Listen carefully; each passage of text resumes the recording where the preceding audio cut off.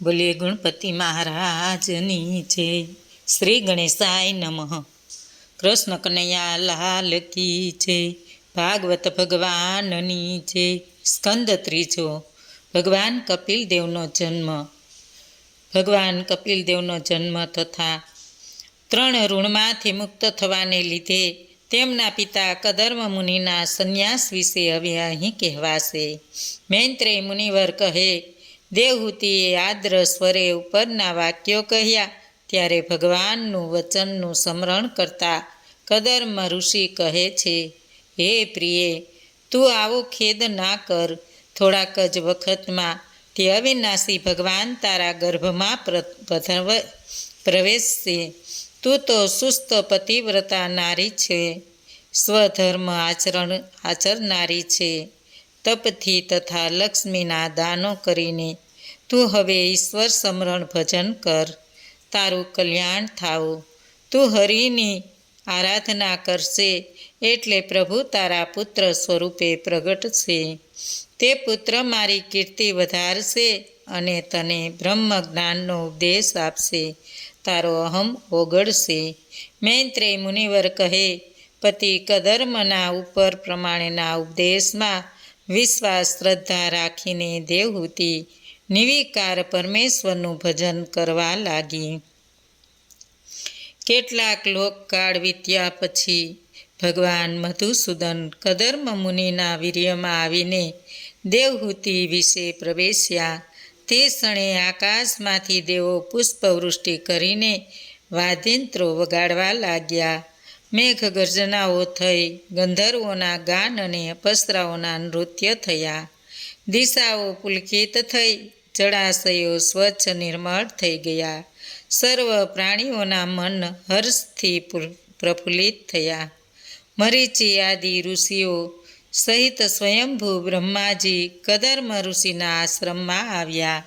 હે વિદુરજી, બ્રહ્માજી જાણતા હતા કે પરબ્રહ્મ પ્રભુ સ્વયં અંશ વડે સત્વગુણનો આશ્રય કરીને સાંખ્ય શાસ્ત્રનો ઉપદેશ કરવાને અવતર્યા છે.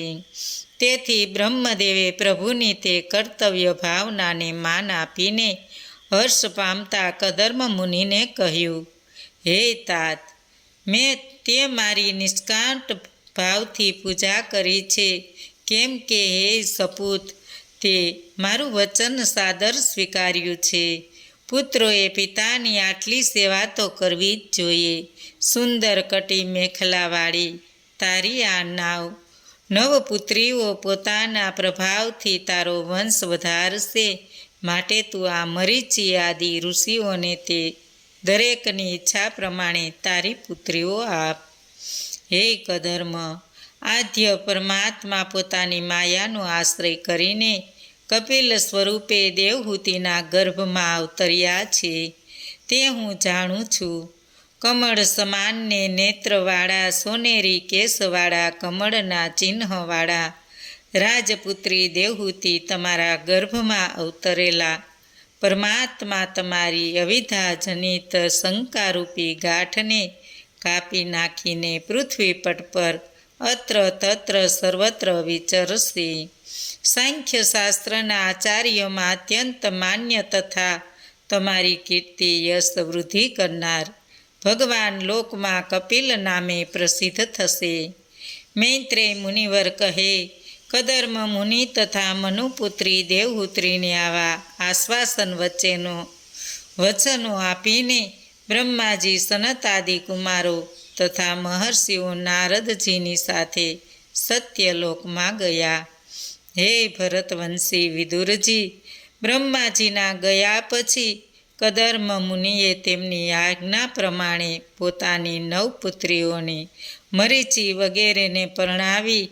મરીચીને કલા, અત્રિને અનસૂયા, અંગિરાને શ્રદ્ધા, પુલસ્યને હવિભૂ, પુલહને ગતિ, કર્તુને સાધ્વી, ક્રિયા, ભૃગુ ઋષિને ખ્યાતિ, વસિષ્ઠને અરુંધતી તથા અથર્વને શાંતિ નામે કન્યા આપી. જેના વડે યજ્ઞ કર્મ વિસ્તાર કરાયા છે. આવી દેવહૂતિને પણ આત્મસંતોષને અત્યંત હર્ષ થયો છે. હે વિદુરજી, વિવાહ કર્યા પછી એ સર્વ ઋષિઓ કદર્મ મુનિ તથા દેવહૂતિની આજ્ઞા લઈને પત્ની સાથે પોતપોતાના આશ્રમે ચાલ્યા ગયા. પછી કદર્મ મુનિએ કેટભ શત્રુ શ્રી વિષ્ણુ ભગવાનને દેવહૂતિમાં અવતરેલા જોઈને એકાંતમાં તેમની પાસે જઈને વારંવાર નમસ્કાર કરીને કહેવા લાગ્યા, સંન્યાસીઓ અનેક જન્મો પછી પરિપક્વ થયેલા ભક્તિ યોગમાં ચિત્તને એકલીન કરીને એકાંતમાં તમારા ચરણોના દર્શન કરવા ઈચ્છે છે. તે જ ભગવાન અમને તુચ્છ નહીં ગણીને અમારા જેવા ગૃહસ્થી સંસારીને ત્યાં અવતાર ધારણ લઈને પધાર્યા છે. તે તમને યોગ્ય જ છે. વળી તમે તો ભક્તોના સન્માન વધારનાર છો. તમારું વચન સિદ્ધ કરવાને તથા સાંખ્યશાસ્ત્રની રચના કરવાને તમે મારે ત્યાં જન્મ ધારણ કર્યો છે. તમે તો પ્રાકૃત સ્વરૂપ રહિત છો, છતાં તે અવલૌકિક ચતુર્ભુજાદિ સ્વરૂપો ધારણ કર્યા છે. તે સ્વરૂપો મનુષ્યો જેવા હોય છે, તોય ભક્તોને માટે તો હર્ષ જ ઉપજાવે છે. વૈરાગ્ય, ઐશ્વર્ય, જ્ઞાન, યશ, વીર્ય, લક્ષ્મીથી જે પૂર્ણ છે તેમને શરણે હું આવ્યો છું.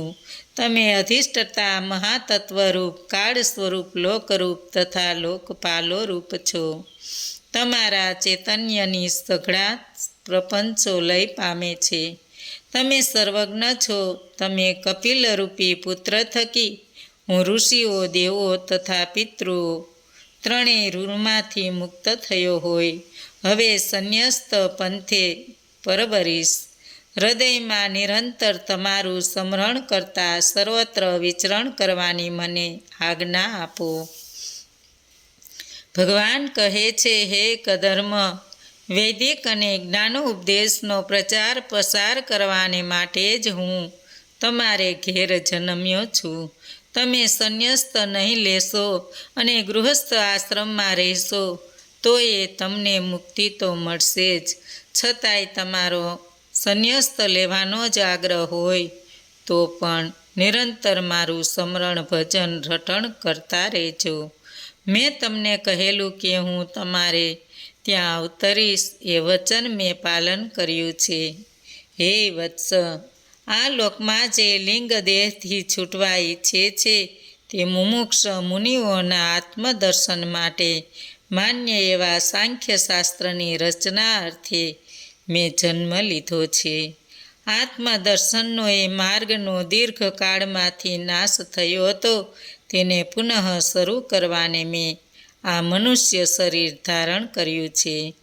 હવે હું તમને તમારી ઈચ્છા પ્રમાણે જવાની સંમતિ આપું છું. તમારા બધા કર્મો મને અર્પણ કરજો. અતિ દુર્જય મૃત્યુને જીતીને મોક્ષ પ્રાપ્તિ અર્થે મારું ભજન કીર્તન કરજો. સ્વયં જ્યોતિ આત્મ સ્વરૂપ મારું તમે તમારા જ સ્વરૂપમાં દર્શન કરીને મોક્ષ મેળવજો.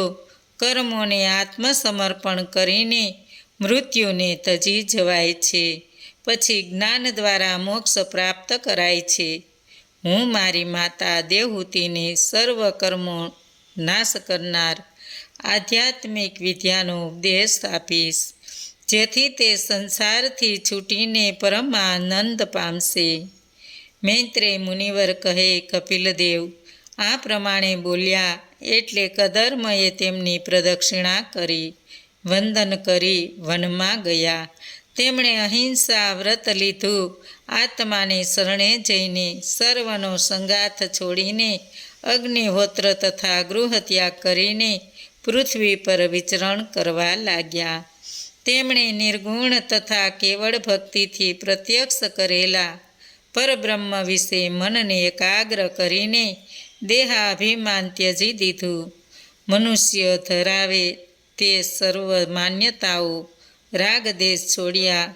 સમદ્રષ્ટિ રાખીને મનની ભેદબુદ્ધિ ત્યજીને તેમણે ચોમેર આત્મદર્શન કરવા માંડ્યું.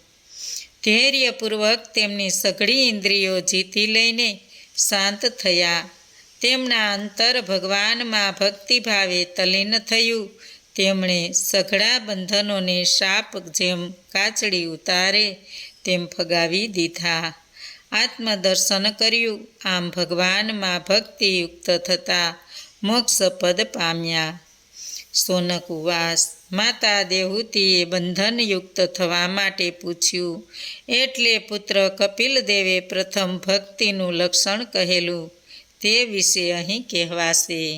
સોનકે પૂછ્યું, ભગવાને પોતે જ અજમ્મા છે, તેમ છતાં માનવીઓને અપરોક્ષ જ્ઞાન ઉપદેશ કરવાને માટે તત્વોની સંખ્યા ગણતરી કરનાર સંખ્યશાસ્ત્ર પ્રવર્તક કપિલ સ્વરૂપે સ્વમાયાથી જન્મ્યા હતા. પુરુષોત્તમ અને યોગી શ્રેષ્ઠ ભગવાન સંબંધી સાંભળવામાં આવે છે, તેમ તેમ ભગવાન હૃદયમાં વધુ ને વધુ પ્રકાશે છે.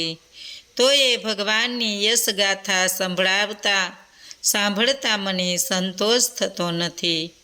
ભગવાન સ્વયં ઈચ્છા મુજબ શરીર ધારણ કરે છે અને સ્વમાયા વડે જે કંઈ કર્મો કરે છે તે કીર્તન કરવા યોગ્ય તેમના કર્મો મને કહી સંભળાવો. સૂતજી કહે, તમે જેમ આત્મવિદ્યા સંબંધી મને પૂછો છો, તેમજ મૈત્રેય મુનિવરે વિદુરજીને પૂછ્યું હતું, જેથી પ્રસન્ન થઈને તેમણે વિદુરજીને કહ્યું હતું. મુનિવર મૈત્રેયજી બોલ્યા, પિતા કદર્મ વનમાં ગયા ત્યારે ભગવાન કપિલદેવ માતાનું કલ્યાણ કરવાની ઈચ્છાથી બિંદુ સરોવર પર રહ્યા હતા. એકવાર બ્રહ્મદેવના વચનનું સ્મરણ કરીને દેવહૂતિ સર્વ કર્મ રહિત તે તત્વ માર્ગનો પાર દાખવનાર પુત્ર કપિલદેવને કહે છે. દેવહૂતિ કહે છે, જૂઠા વિષયભિલાષથી હવે હું ખૂબ થાકી ગઈ છું, કારણ કે તેને પૂરા કરવાથી હું ઘોર તિમરરૂપ મોહમાં પડી છું. આજે અનેક જન્માંતે પાર પામવો કઠિન એ ઘોર અંધકારનો પાર પમાડનાર આપની કૃપાથી જ આપને મેં મેળવ્યા છે. આપ તો પરમાત્મા છો. અજ્ઞાનથી અંધ થયેલા લોકોની આંખો ખોલવાને માટે સૂર્ય પેઠે આપનો ઉદય થયો છે.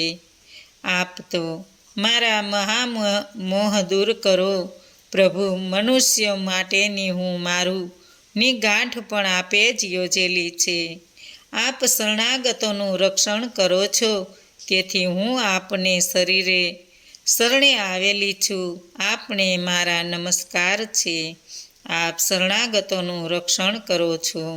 મૈત્રેય મુનિવર કહે, માતાની મોક્ષની પ્રીતિ ઉત્પન્ન કરનાર જિજ્ઞાસા સાંભળીને આત્મવેતા પ્રભુએ મંદ મંદ હાસ્ય કરતા કહ્યું, હે માતાજી, આધ્યાત્મક યોગ જ માનવીના આત્યંતિક કલ્યાણનું પ્રમુખ આધીન છે. એમાં સુખ દુઃખની નિવૃત્તિ થાય છે. જે આધ્યાત્મિક યોગ પૂર્વ શ્રવણ કરવા ઈચ્છતા ઋષિઓને મેં કહ્યો છે, તે જ સમ ધમ આદિ પૂર્ણતાવાળો યોગ હું તમને કહું છું. મન જ મનુષ્યના જીવન બંધનને મોક્ષના કારણરૂપ છે. આસક્ત થતું મન બંધનકારક છે, ને જો તે પરમાત્મામાં આસક્ત થાય તો મોક્ષદાયી છે. પુરુષનું મન હું મારું વગેરે અહમથી ઉત્પન્ન થનાર કામ લોભ વગેરેથી શુદ્ધ થઈને સુખ દુઃખ રહિત થઈ સમદ્રષ્ટિવાળું થાય ત્યારે મનુષ્ય જ્ઞાન વૈરાગ્ય અને ભક્તિયુક્ત પોતાના આત્માનું શુદ્ધ સર્વભેદ રહિત સ્વયં જ્યોતિ અખંડ સુખ દુઃખથી પરસ્વરૂપે સાક્ષાત્કાર કરે છે. પ્રકૃતિને નાશ પામેલા બળવાળી જુએ છે.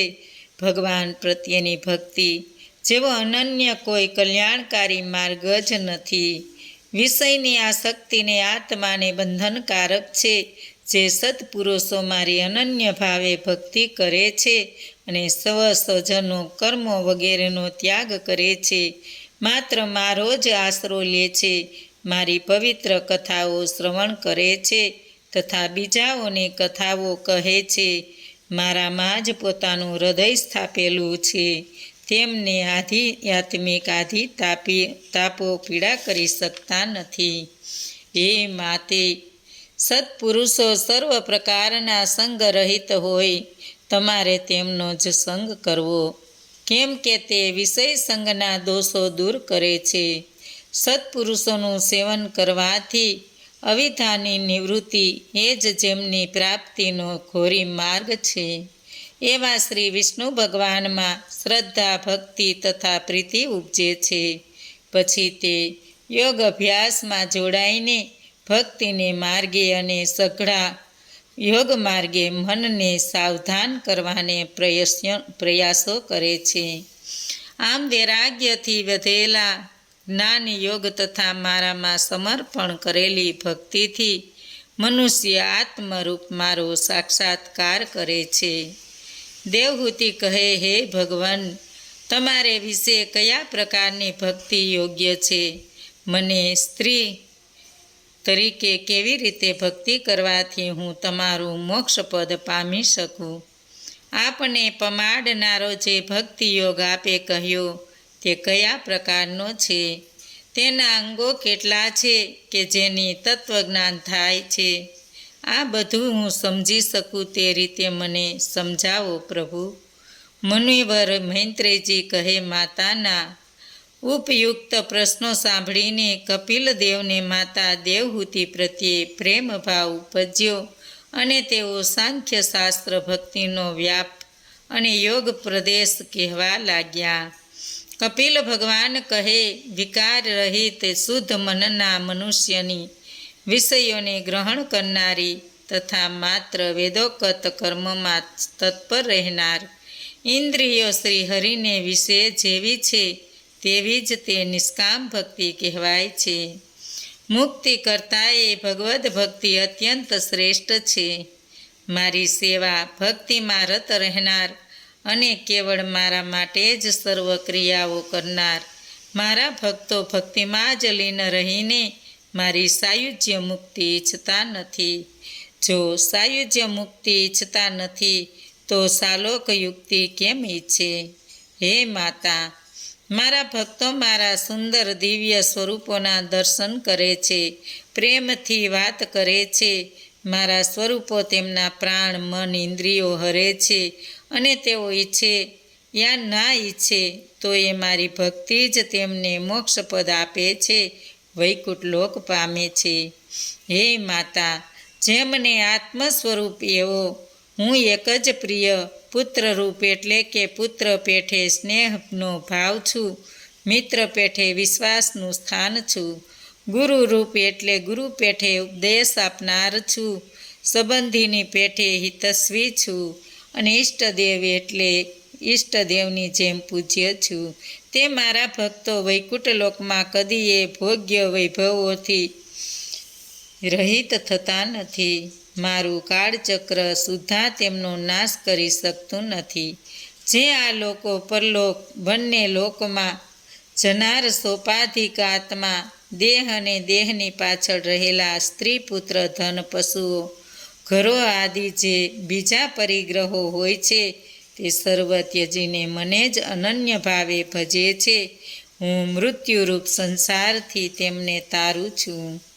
હું શક્તિમાન ભગવાન છું, સર્વ પ્રાણીઓનો આત્મા છું.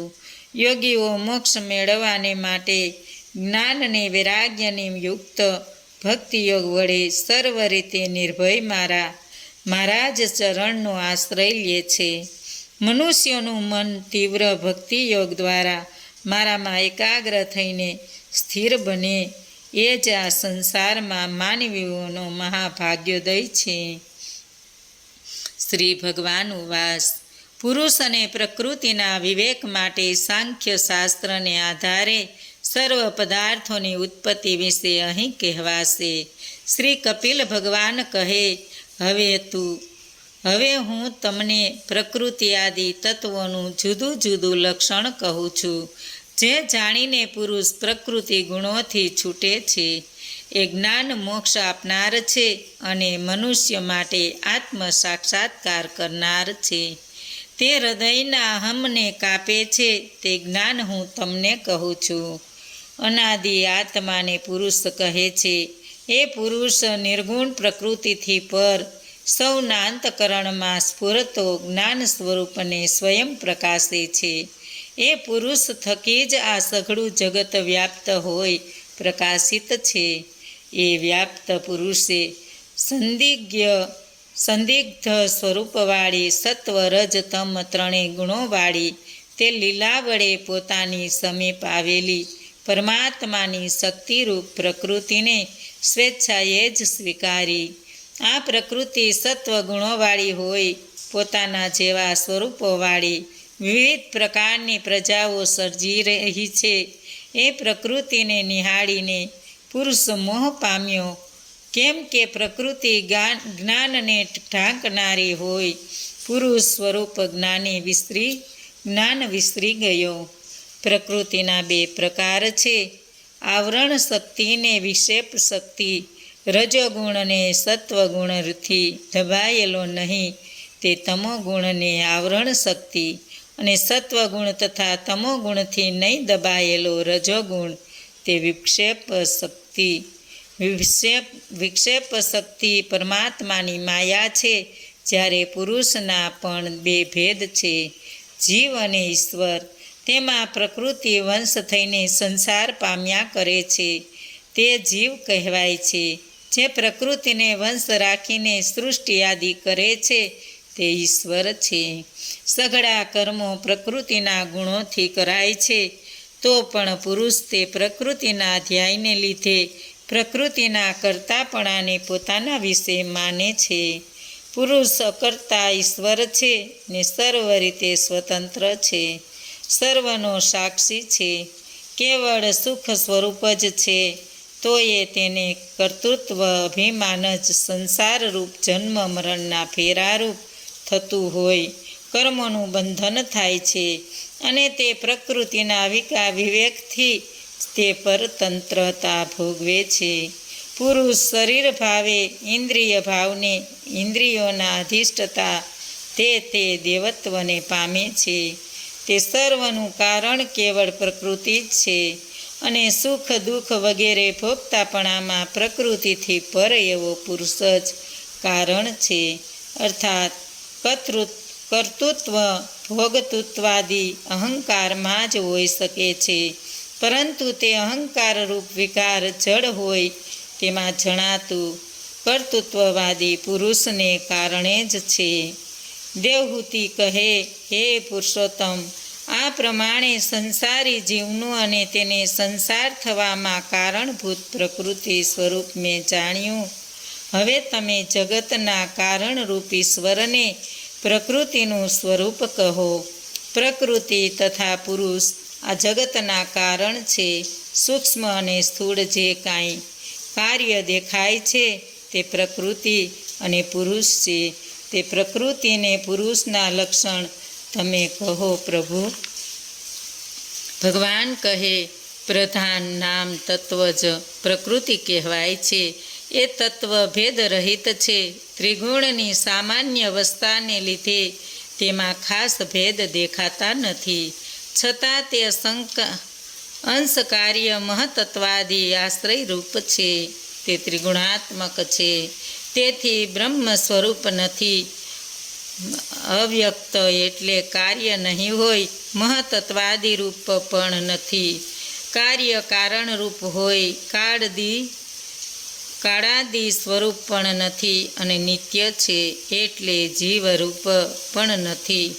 પંચ મહાભૂતો, પંચ તન્માત્રાઓ, 4 અંતકારણો, 10 ઇન્દ્રિયો, કુલ 24 તત્વોના સમુદાયને પ્રકૃતિ તત્વ મનાય છે.